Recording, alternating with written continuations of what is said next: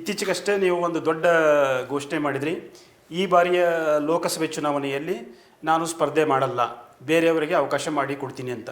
ಈ ಒಂದು ಬಲವಾದ ನಿರ್ಧಾರಕ್ಕೆ ಏನು ಪ್ರಮುಖ ಕಾರಣ? ಸರ್, ಒಂದು 30 ವರ್ಷಗಳ ಸುದೀರ್ಘ ರಾಜಕಾರಣ ನಾನು ಮಾಡಿದ್ದೀನಿ.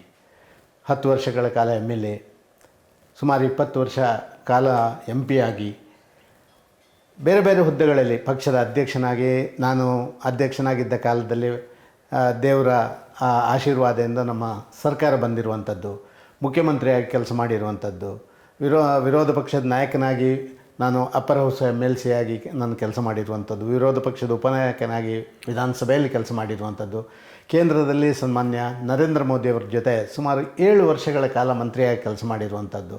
ಇದೆಲ್ಲವೂ ನನಗೆ ಪಕ್ಷ ಎಲ್ಲವನ್ನು ಕೊಟ್ಟಿದೆ.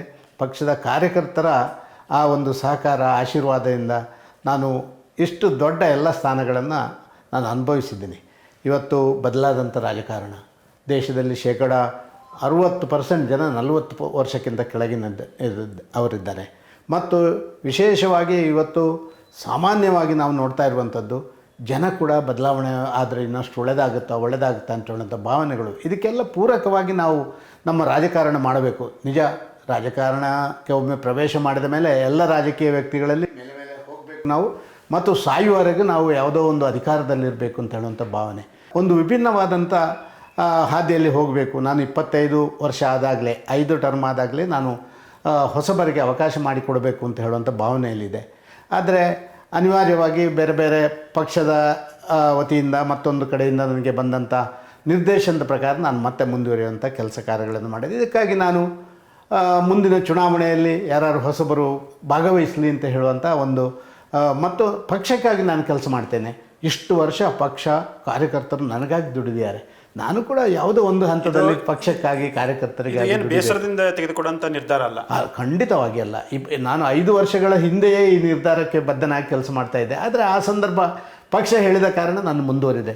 ಇವತ್ತು ಬದಲಾದಂಥ ಸನ್ನಿವೇಶದಲ್ಲಿ ಮತ್ತೆ ಅಂಥದ್ದೇ ಒಂದು ನಿರ್ಧಾರ ತೆಗೆದು ಒಳ್ಳೆಯದು ಅಂತ ಹೇಳುವಂಥ ಹಿನ್ನೆಲೆಯಲ್ಲಿ ನಾನು ನಿರ್ಧಾರ ತಗೊಂಡಿದ್ದೆ. ನೀವು ನಿರ್ಧಾರ ಘೋಷಣೆ ಮಾಡುವ ಮೊದಲೇ ಎಲ್ಲೋ ಒಂದು ಕಡೆ ಸದಾನಂದ ಗೌಡರ ಅವರನ್ನು ಪಕ್ಷದಲ್ಲಿ ಕಡೆಗಣಿಸಲಾಗ್ತಾ ಇದೆ ಅನ್ನೋ ಒಂದು ಭಾವನೆ ಮೂಡಿತ್ತು. ಜೊತೆಗೆ ಆಲ್ರೆಡಿ ಒಂದಿಷ್ಟು ಹೆಸರುಗಳು ಕೇಳಿ ಬರ್ತಾ ಇದ್ದು, ಹೌದು ಈ ಬಾರಿ ಬೆಂಗಳೂರು ಉತ್ತರದಿಂದ ಬೇರೆಯವರು ಸ್ಪರ್ಧೆ ಕೊಡ್ತಾರೆ, ಟಿಕೆಟ್ ಕೊಡಲ್ಲ ಇವರಿಗೆ ಅಂತೇಳಿ ಚರ್ಚೆ ನಡೀತಾ ಇತ್ತು. ಸರ್, ಇವತ್ತಿನ ರಾಜಕಾರಣದಲ್ಲಿ ಬೇರೆ ಬೇರೆ ಸಂಗತಿಗಳು ಚರ್ಚೆಗೆ ಬರ್ತಾನೆ ಇರ್ತವೆ. ಒಬ್ಬ ನಿಜವಾದ ರಾಜಕಾರಣಿ ಯಾವುದೇ ಚರ್ಚೆಗಳು, ಯಾವುದೇ ವಿಚಾರಗಳು ಹೊರಗೆ ಬಂದಾಗ ಕೂಡ ಅದರಿಂದ ವಿಚಲಿತನಾಗದೆ ಕೆಲಸ ಮಾಡೋದೇ ಒಬ್ಬ ರಾಜಕಾರಣಿ ನಿರ್ಧಾರ ಅಂತ ನಾನು ಭಾವಿಸ್ತಾ ಇದ್ದೇನೆ. ನಾವು 14 ಜನ ಮಂತ್ರಿಗಳಿದ್ದೆವು. ಮಂತ್ರಿಗಳನ್ನು ರಿಷಫಲಲ್ಲಿ ಬದಲಾವಣೆ ಮಾಡಿದರು. ನಮ್ಮನ್ನು ಎಲ್ಲರನ್ನೂ ಮೋದಿಯವರು ಮತ್ತು ಅಮಿತ್ ಶಾ ಅವರು ಕರೆದು ನೋಡಿ, ನೀವೆಲ್ಲ ಪಕ್ಷಕ್ಕಾಗಿ ಕೆಲಸ ಮಾಡಬೇಕು, ಒಂದಷ್ಟು ಹೊಸ ಮುಖಗಳಿಗೆ ನಾವು ಅವಕಾಶ ಮಾಡಬೇಕು ಅಂತ ತೀರ್ಮಾನಗಳನ್ನು ಮಾಡಿದ್ದೇವೆ ಅಂತ. ನಾನಿರ್ಬೋದು, ಹರ್ಷವರ್ಧನ್ ಇರ್ಬೋದು, ರವಿಶಂಕರ್ ಪ್ರಸಾದ್ ಇರ್ಬೋದು, ಜಾವಡೇಕರ್ ಇರ್ಬೋದು, ಇಂಥ ಎಲ್ಲ ನಮ್ಮ ಹಿರಿಯರನ್ನು ಕರೆದು ಅವರು ಹೇಳುವಂಥದ್ದನ್ನು ಹೇಳಿದರು. ಸಂತೋಷವನ್ನು ನಾವು ಒಪ್ಪಿ ಹೊರಗೆ ಬಂದಿದ್ದೇವೆ. ಹೊರಗಡೆ ಚರ್ಚೆ ಏನು ಬೇಕಾದ್ರೂ ನಡಿಬಹುದು, ಅದಕ್ಕೆ ನಾವು ಯಾಕೆ ತಲೆ ಕೆಡಿಸ್ಕೊಳ್ಬೇಕು?